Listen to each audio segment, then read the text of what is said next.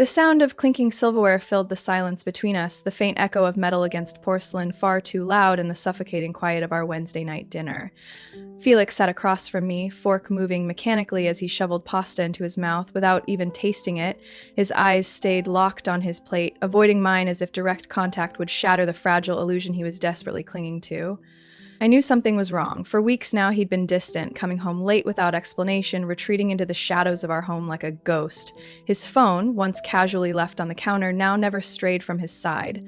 A tension hung in the air, thick and heavy, pressing against my ribs like a slowly tightening vice. And then, like fate itself had grown tired of my denial, his phone lit up.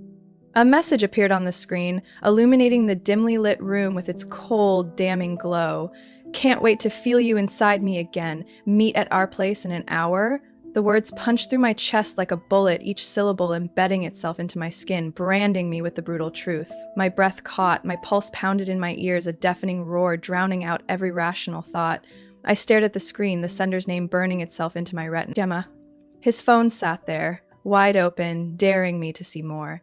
Felix was too busy pretending this dinner meant something to him to even notice when I reached for it.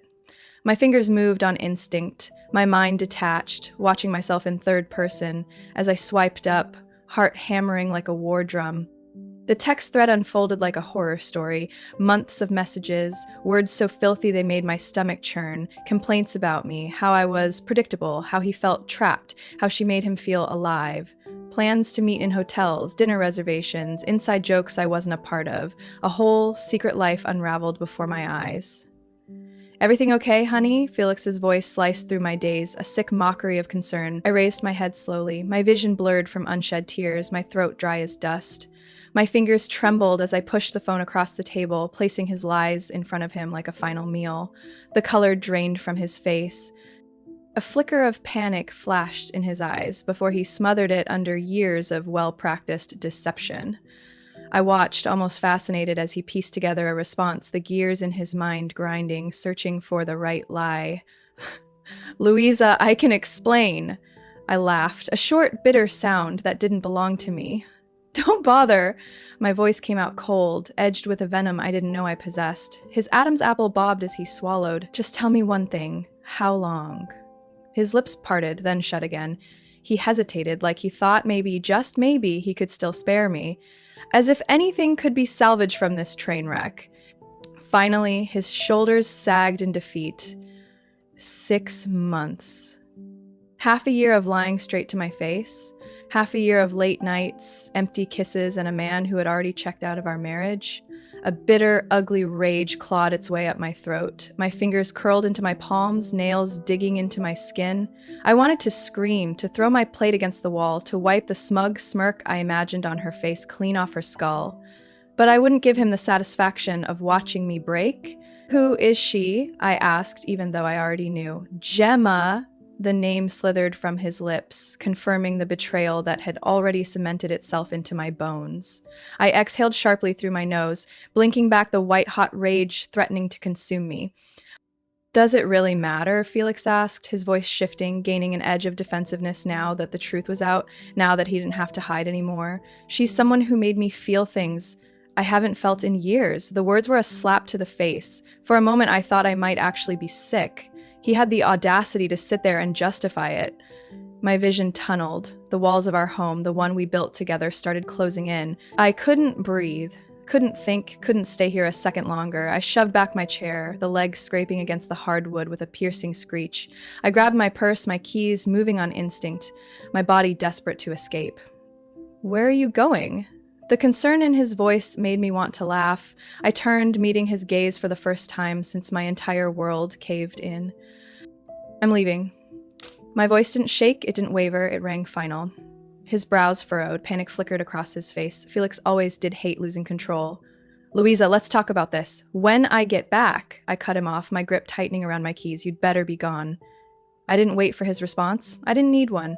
I stepped out into the cold night, the air biting my skin, the wind rushing into my lungs like fire. And just like that, our marriage was over. I spent the night in a hotel, staring at the ceiling, letting reality sink in. Felix, the man I built a life with, the man I trusted, had spent half a year desecrating everything we were. While I planned our future, he was sneaking around in the shadows, whispering promises to another woman. I felt like a fool. Like I had been living in a house made of glass, too blinded by love to notice the cracks spreading through the walls. But if Felix thought I was going to fade into the background, let him get away with this unscathed. He was dead wrong. The next morning, I made my first call. Not to Felix, not to a friend, but to a private investigator, because this wasn't just about a cheating husband. No, this was about burning his entire world to the ground. And I had just struck the first match. I barely felt the coffee burn my tongue as I sat in the dim corner of a downtown cafe, fingers drumming against the cheap Formica table. My body was exhausted, my mind running on fumes, but sleep hadn't been an option. Not after last night, not after my entire world shattered into pieces. I glanced at the man sitting across from me, gray-haired, sharp-eyed, the kind of guy who had seen it all and then some. Robert Kane, private investigator, recommended by a friend who had clawed her way through an ugly divorce. I didn't hesitate. Felix had spent 6 months treating me like a fool. I wasn't about to let him get away with it. Kane slid a small notepad from his pocket, flipping it open with a practiced ease. "Tell me everything you know," he said, voice calm, no judgment, like this was just another Tuesday. I inhaled sharply. "Felix has been cheating on me, 6 months at least, with a woman named Gemma. Young, beautiful, the cliché wrapped in designer heels." The words felt like acid on my tongue. Kane nodded, jotting notes. "You want the full picture. Bank statements, phone records, surveillance." I met his gaze, my nails digging into my palms. "I want to know everything." It took less than 24 hours for Kane to deliver the first blow. Felix hadn't just been seeing Gemma. No, that would have been almost merciful. He had been cheating on me for over a year. Gemma was just one in a long line of women. I sat in my kitchen, hands clenched around the thick folder Kane had handed me. My breath came in short, ragged bursts as I flipped through the pages. Printed emails, receipts, photos that blurred together in a grotesque slideshow of betrayal, hotel bookings, expensive dinners, designer gifts. Felix had pissed away our money to impress these women, lavishing them with things while I carefully budgeted groceries and planned for a future that would never come. A single word clawed its way up my throat, raw and bitter: bastard. But it wasn't until I reached the last page that my entire world tilted again. A name, a familiar name, Gemma, and next to it, an address. Paid for by my husband. I shot up so fast my chair screeched against the floor. My heart pounded against my ribs, my vision tunneling. Felix hadn't just been screwing her, he had been funding her entire goddamn life. I didn't think. I didn't hesitate. I grabbed my keys, stormed out of the house, and drove. My hands were white-knuckled on the wheel, my pulse a relentless drumbeat against my skull. I barely remembered the drive, barely registered the city blurring past me, until suddenly I was there. A swanky high-rise, the kind I could never afford on my own, and yet somehow my husband, the man who had sighed when I asked if we could renovate the kitchen, who had told me to be practical when I wanted a vacation, had no problem paying for this. Rage burned through me, hot and suffocating. I marched into the building, my pulse roaring in my ears. Kane had provided me with a temporary security code, something he'd somehow finessed from a contact. I punched it in with shaking fingers, stepping into the elevator before I could second-guess myself. Floor 18. The number blinked as the doors slid open. I walked down the hall, each step steadier than the last, and then her door was unlocked. I didn't pause. I didn't knock. I pushed it open. The apartment was stunning. Expensive furniture, abstract art, the faint scent of overpriced vanilla candles. My stomach turned. I had paid for this. A voice called from another room, syrupy sweet. "Felix, you're early." And then she stepped into view. Gemma. She was exactly what I expected. Gorgeous, put together, and smug as hell. Her robe barely clung to her curves, her freshly manicured nails gripping a wine glass. She took one look at me and smirked. "Oh," she purred, tilting her head. "So it finally happened, huh?" I saw red. "You knew about me," I hissed, stepping forward. Her smirk widened. Of course I did. She sipped her wine like this was a joke, a game, something to be amused by. Felix told me all about you. My pulse pounded. And yet, here you are, living in my husband's apartment, spending my husband's money. Gemma laughed. Your husband's money? She leaned against the counter, all effortless confidence. Sweetheart, Felix barely has a dime left. My breath hitched. What? She shrugged. Oh, he didn't tell you? She feigned sympathy, her lashes fluttering. He's drowning in debt. Spent everything trying to keep up with me. The room spun. Felix was broke. He had bled our finances dry. I had thought I was coming here to confront a mistress. Instead, I had walked into a financial disaster. And she knew. She had known the whole time. My fists clenched. You used him, I said, voice deadly quiet. Her smile curled into something sharp. Of course I did. He thought he was using me. Men like him always do. Before I could stop myself, my hand lashed out. The slap rang through the apartment, loud and satisfying. Gemma stumbled back, one hand flying to her reddening cheek. For the first time, her composure cracked, her eyes darkened. You're going to regret that. I stepped closer, my voice like steel. No, sweetheart. You're the one who's going to regret this. I turned on my heel, storming out the door, my blood still thrumming with adrenaline. Felix wasn't just a liar. He was a liar, a cheat, and a goddamn idiot, and if he thought for 1 second that he was going to walk away from this unscathed, he had no idea who he was dealing with. I step into Crystal's sleek corner office, my heart pounding with a volatile mix of anger and resolve. The city skyline gleams through floor-to-ceiling windows behind her, but I hardly notice the view. Crystal greets me with a razor-sharp smile and eyes that don't miss a thing. She's impeccably dressed in a charcoal suit, exuding the kind of confidence I'm desperate to feel. As I settle into the leather chair opposite her, I remind myself why I'm here. I refuse to be a victim any longer. I have everything you asked for, I say, unloading a thick folder of evidence from the private investigator onto the glass table between us. My hands tremble slightly as I spread out the contents. Bank statements, hotel bills, photographs of Felix and Gemma intertwined when they thought no one was watching. At the very top sits a printout of damning text messages, each word searing into my brain. Can't wait to feel you inside me again, and other sickening exchanges I forced myself to read. Crystal flips through the pages methodically, lips curving into a smirk when she sees the extent of Felix's folly.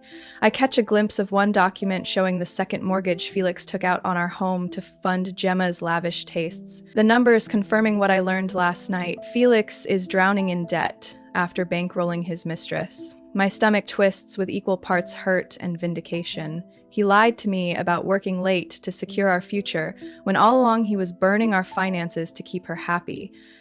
Crystal's voice cuts through my thoughts, crisp and sure.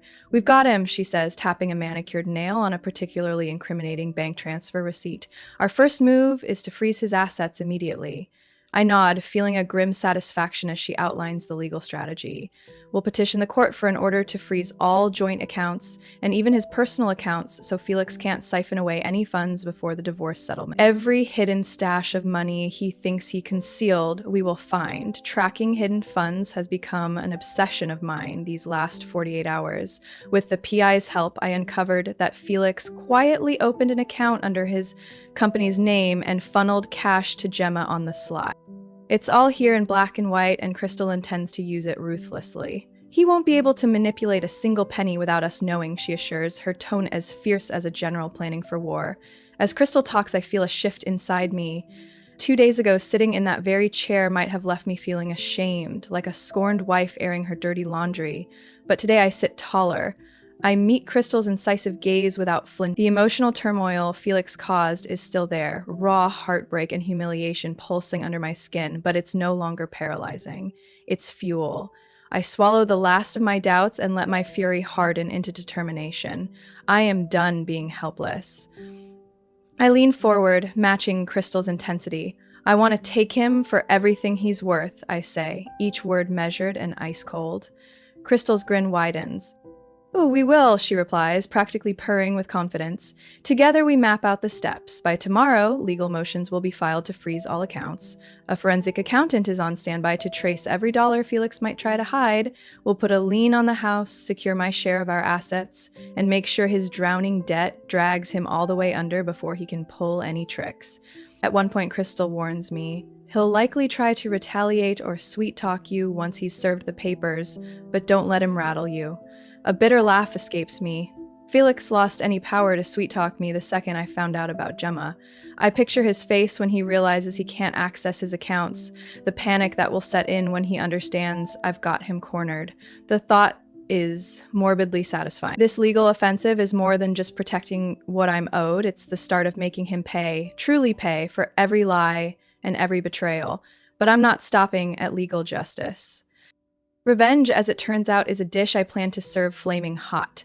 Felix and Gemma didn't just hurt me, they made a fool of me. They paraded their affair right under my nose, splurging my hard-earned stability on their pleasure. I won't be satisfied until both of them are left in ruins. Crystal raises an eyebrow when I mention I have a separate plan in motion for public retribution. She leans back, folding her arms with curiosity as I explain what the PI uncovered about Gemma. It wasn't enough for Gemma to sink her claws into my husband. Apparently, her greed knows no limits. With the investigators' help, I dug deeper into her life. What we found was almost too perfect. Gemma has been cheating on Felix all along, carrying on an affair of her own with an older, wealthier man. His name is Christopher Woodrow. Yes, the Christopher Woodrow, the real estate tycoon known for his philanthropic ventures and a marriage to one of the most influential women in the city. My eyebrows shot up when I recognized the name. Gemma, you sly snake, I thought when the PI handed me the photos. In them, Gemma is wrapped around a distinguished, silver-haired man at an upscale hotel bar, then later slipping into a limo with him. The man's face was clear as day, Christopher in the flesh, betraying his elegant wife, Miranda Woodrow, with a woman half his age. The sheer audacity of it all made my blood boil anew, yet I also felt a dark thrill. Gemma's betrayal of Felix is a twisted gift to me. The irony is rich. While Felix was betraying me with Gemma, she was betraying him for someone richer. It's a sordid little pyramid of infidelity, and I suddenly hold all the pieces. Crystal lets out a low whistle as I lay out the photos on her desk. "This is dynamite," she murmurs, scanning an image of Gemma kissing Christopher outside that discreet restaurant. "And you're sure Miranda doesn't know?" I shake my head. "Not yet, but she will." We share a knowing look. Miranda Woodrow is not the type of woman who would tolerate being made a fool of in high society. She's powerful, with a reputation for being utterly merciless when wronged. I recall gossip that circled at last year's charity circuit, how Miranda single-handedly destroyed a journalist's career for publishing a slanderous hint about her family. If she even gets a whiff of what Gemma's been up to with her husband, she will unleash hell without hesitation. And that is exactly what I'm counting on. The plan practically writes itself. Crystal and I decide to leak the information strategically at just the right moment. It needs to cause maximum damage. If we simply send Miranda the evidence in private, she might try to handle this quietly to avoid scandal. No, we want public humiliation. We want Felix and Gemma's downfall to be a spectacle for all to see. So we pinpoint the perfect setting, the upcoming high-profile charity gala, the same gala that Felix and I attended every year together. This year, of course, Felix is planning to squire Gemma around as his new prize, flaunting her to all the same people who smiled at me in years past. My lips curl in disgust at the thought. Fine, let them flaunt. They have no idea what's coming. Crystal smirks as I outline my idea. We'll make sure the evidence of Gemma's affair with Christopher reaches Miranda Woodrow at the gala, right when the most eyes are on Felix and Gemma. Perhaps an envelope of photos slipped to Miranda, or an anonymous tip whispered to a prominent gossip columnist, just as the night is in full swing. Once Miranda knows, I trust she'll create a scene that nobody will ever forget.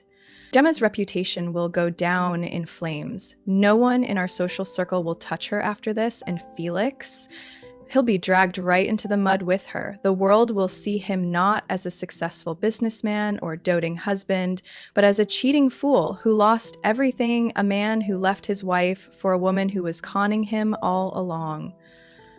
The thought sends a fierce, vindictive joy through me. They played me for a fool, and now I'll watch them crumble under the weight of their own lies. As the gala draws near, everything is set in motion like carefully placed dominoes. The legal papers are ready to be served to Felix first thing in the morning after the gala, when he'll be at his weakest and least prepared. The accounts are being quietly frozen one by one. Yesterday, Felix's credit card was declined at his favorite golf shop, thanks to an early freeze on the joint account, and I imagine his mounting confusion and anger. Good, let him squirm. Meanwhile, a reliable contact of Crystal's has agreed to slip Miranda the evidence at the height of the event. Every contingency is planned. If Felix tries to run or hide, he'll find every exit barred, financially and socially. On the afternoon of the gala, I find myself standing in front of my bedroom mirror, hardly recognizing the woman staring back. I've donned a stunning midnight blue gown that hugs my figure with an elegance I almost forgot I possessed. The last time I wore this dress was 2 years ago, on a blissful anniversary when I still believed Felix was faithful and my world was secure. I recall how Felix's eyes sparkled with pride that night as he showed me off. The memory threatens to sting, but I push it aside and focus on the present. Now, I'm wearing this gown for me. My posture is straight, shoulders back, chin high. I've become leaner in the past tumultuous weeks. Part stress, part resolve, shedding the naive, complacent housewife along with a few pounds. I run a bold red lipstick across my lips, the color of war paint. A steely calm washes over me as I realize I've made it to this moment. In the mirror, my eyes are bright, not with tears, but with determination. I think of the woman I was just days ago, shattered by a single text message and a web of lies, crying on the bathroom floor with my heart in pieces. That woman is gone. In her place stands someone forged from fire and betrayal, a woman who took her heartbreak and transformed it into power. I won't lie, the pain is still there, an ache in some deep part of me that loved Felix sincerely, but I've learned to wear my pain like armor rather than shackles. I am no one's victim now. As twilight falls, I slip on a pair of diamond earrings, ironically a gift from Felix on a long-ago birthday. Wearing them tonight feels like reclaiming a piece of my story. Let them catch the light as I walk into the gala. Let everyone see that I'm not hiding in the shadows. I take a final look at myself and inhale slowly. This is it. All the planning, all the nights I cried and the days I raged, all lead to tonight. Felix and Gemma have no idea that by the end of this gala, their lives will never be the same. I square my shoulders and allow a small, confident smile to curve my lips. No more fear, I whisper to the woman in the mirror. My reflection's eyes glitter back at me, full of strength I never knew I had. This is the moment I reclaim my power. With that thought blazing in my mind, I turn on my heel and stride out the door, ready to orchestrate a downfall so spectacular that everyone will remember the night Felix Reynolds and Gemma Whitmore finally got what they deserved, and I will be there, standing tall to watch it all burn.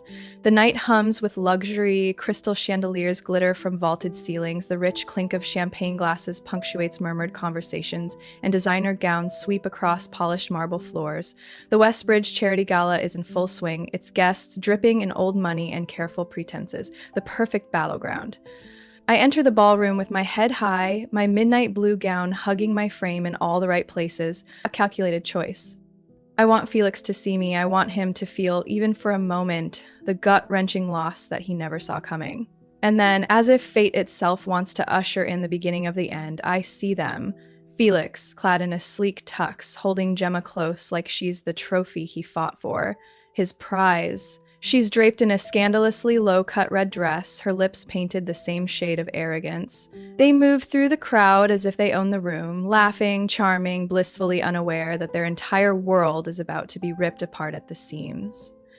I sip my champagne, my fingers wrapped around the delicate glass like I'm holding the trigger to a bomb. Because I am, and I'm about to detonate it. Crystal moves beside me, her presence sharp and calculated as ever. "Here's Miranda," she whispered, her gaze sweeping the crowd until it settled on Miranda Woodrow. A tap on Miranda's shoulder, a small envelope slipped into her manicured finger by one of Crystal's trusted acquaintances. And then just like that, the fuse was lit. Miranda opened the envelope, her expression cold and unreadable. But as she scanned the photos, damned images of her husband entangled with Gemma, her entire body stiffened.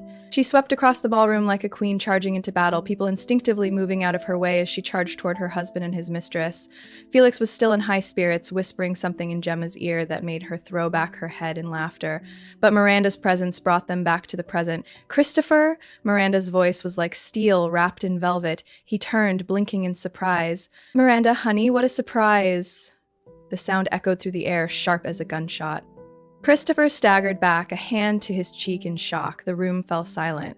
But Miranda wasn't done yet. Her sharp gaze shifted, straight to Gemma. She held up the envelope, tapping the photos into Gemma's shaking hand. "Oh, but you know, and so does this city." Felix shifted uncomfortably beside Gemma, his hand moving to pull her away from the rubble, but it was too late. Miranda leaned in slightly, her voice a whisper over the entire ballroom. "Tell me, Felix, do you feel like an idiot, or do you really think you're the only man paying for her services?" Felix fell silent. Gemma tried to salvage it, reaching for his arm. "Felix, don't listen to her!" But Felix yanked his arm away. His new perfect woman was nothing more than a fraud, and suddenly he was the idiot. Gemma, now desperate, turned to Felix, her voice high with panic. "Felix, you believe me, don't you? She's lying." I tilt my head, raising my glass slightly in a silent toast. "Checkmate, sweetheart." Felix's face flushes red, shame and fury warring in his expression. But there's nowhere for him to run. The whispers in the ballroom have grown into a ravenous roar. People are pulling out their phones, snapping photos, recording videos. This scandal will be everywhere by morning. Gemma, seeing her carefully built fancy crumbling, turns and flees. She all but runs for the exit, her once confident stride replaced with the shaky stumble of a woman exposed. Felix hesitates, caught between chasing after her or salvaging what little dignity he has left. He chooses wrong, he follows her, and just like that, they're done. A slow, almost delicious applause starts from the back of the room. I turn to see Crystal smirking, her arms folded as she claps just loud enough to make the scene feel final. I sighed. Some laughed, others whispered, their eyes on me with curiosity and newfound respect. Because I had not just survived Felix's betrayal, I had ended it on my own terms. I took a last sip of champagne, savoring the victory as sweet as anything I had ever tasted, and then, with my head held high and my heart lighter than it had been in months, I walked away. Let Felix and Gemma wallow in the scandal they had created.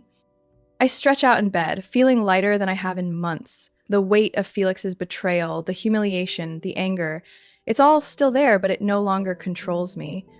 I finally reach for my phone and scroll through the endless notifications. Felix and Gemma's downfall is everywhere. Social media is flooded with posts dissecting the scandal, complete with grainy videos of Miranda slapping her husband and Felix storming out after Gemma.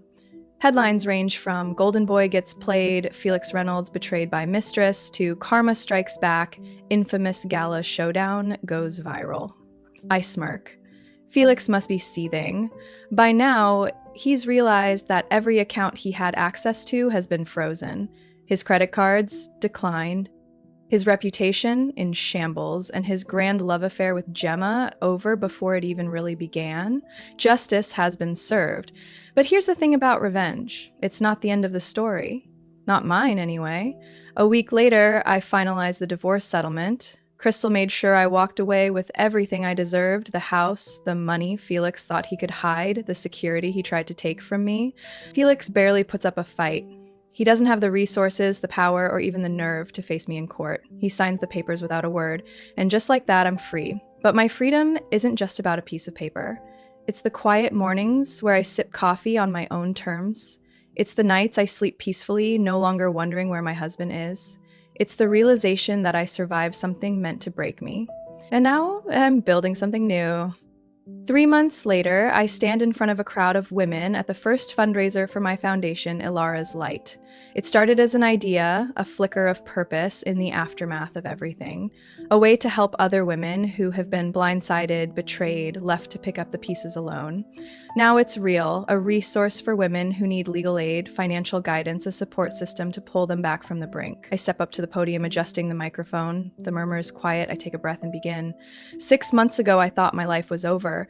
I thought I had lost everything, but I didn't lose myself, and that's why I'm standing here today, to remind every woman who has been lied to, cheated on, discarded like they didn't matter, that they do. That we do. Applause ripples through the room. I smile. This is what power feels like. That night, I sit on the terrace of my new home, staring at the city lights, a glass of wine in hand, peace settling into my bones. I hear the faint chime of my phone, a message from Belvis. I smirk, reading his casual invitation for dinner. He's intriguing, confident, a man who isn't threatened by a woman who knows her worth. I consider it for a moment before replying. Maybe it's time to let myself enjoy life again. Maybe it's time to start something new. What do you think? Was my revenge justified? Have you ever been betrayed and had to rebuild yourself from the ground up? Share your thoughts in the comments. I'd love to hear your stories. And if you enjoyed this, don't forget to subscribe for more stories of strength, resilience, and the kind of endings that make you want to raise a glass.